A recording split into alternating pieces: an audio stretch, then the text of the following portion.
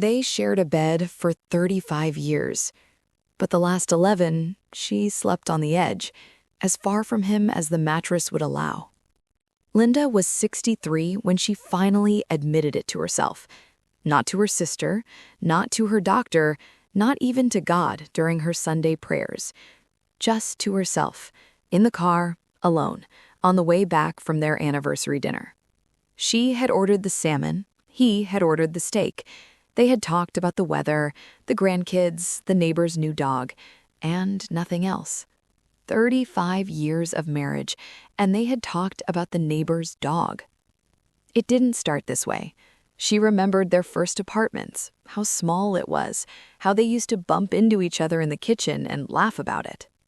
She remembered the way he used to reach for her hand without thinking, like it was the most natural thing in the world. When did he stop doing that? She couldn't remember. That was the part that scared her most. She couldn't point to a day, a fight, a moment where everything changed. It just faded, like a photograph left too long in the sun. Her friend Carol had told her once, "At least he doesn't cheat. At least he doesn't drink.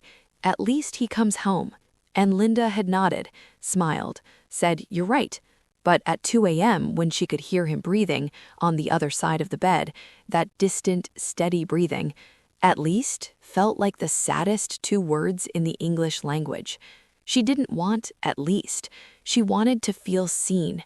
She wanted him to ask her how she was feeling and actually wait for the answer. She wanted to matter. Was that too much to ask after 35 years? The night everything changed started like every other night. Dinner, TV, dishes, bed. But somewhere between the news and turning off the lamp, Linda did something she hadn't done in years. She spoke. Not about the grandkids, not about the bills. She said, "Do you ever feel like we're strangers?" The question sat in the dark between them, like something alive. He didn't answer right away. She counted the seconds. 1, 2, 3, 4, 5. She was already regretting it, already preparing to say, "Never mind, forget it."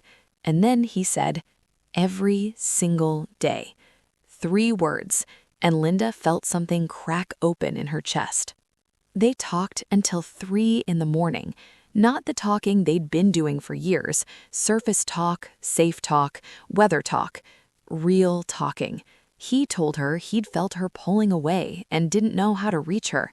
She told him she'd been waiting for him to try. He said he thought she seemed fine. She said she'd gotten very good at seeming fine.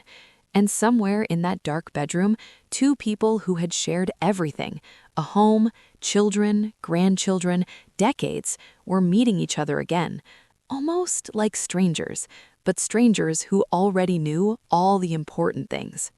Here's what nobody tells you about long marriages. The silence doesn't come from hatred. It doesn't come from falling out of love. It comes from assumption. We assume they know how we feel. We assume they're fine because they haven't said otherwise. We assume there will be time, later, to have the real conversation. And later becomes years, and years becomes decades. And one day, you're sitting across from someone who knows your coffee order, but not what keeps you up at night. Linda and her husband talked that night, and the night after, and the night after that. Did it fix everything? I'll let you decide. But I want to ask you something, and I want you to really think about it. When was the last time you had a conversation that actually scared you a little?